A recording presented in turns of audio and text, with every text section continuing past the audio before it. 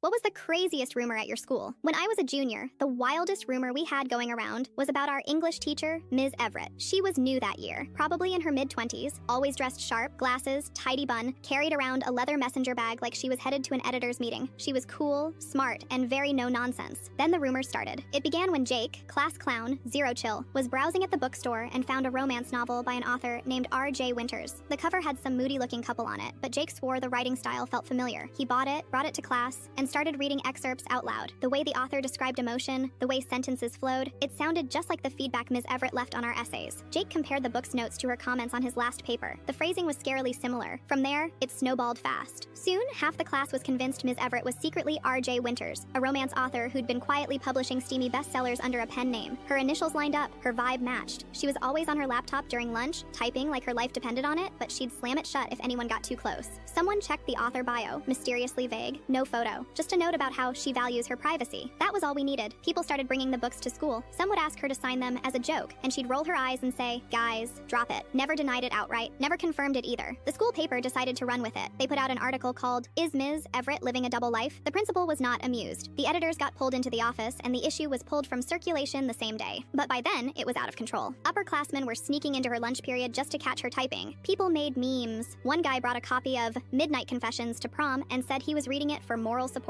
Ms. Everett started looking more and more uncomfortable in class. Less talkative, shorter temper. She started leaving right after the bell. No more lunch breaks in her classroom. Then, one day, we walked into class and found a sub. No warning, no goodbye. The sub just said Ms. Everett had to move suddenly to care for a sick relative. That was the official story. Her room was cleared out by the end of the week. People said she'd run away because she got exposed. Others said the books were too successful and she quit to become a full-time author. A few were convinced she got outed and fired even though the school never said a word. And that was that. 2 years after graduation, I was at Barnes & Noble and saw a display for a new R.J. Winters book. Big print, gold font, dramatic cover. I flipped it over, expecting maybe, finally, a photo. There was one. It wasn't Ms. Everett. Totally different woman. Different state, whole different background. My jaw dropped. I opened to the acknowledgements page just to make sure. And there it was. To my students at Westlake High, you gave me the courage to finally chase this dream. It wasn't her book, but it was her push. Ms. Everett wasn't R.J. Winters, but she knew her, and she'd clearly inspired her. Turns out, while we were all busy trying to expose some dramatic double life, Ms. Everett had just quietly supported someone else's. Somehow that was even cooler.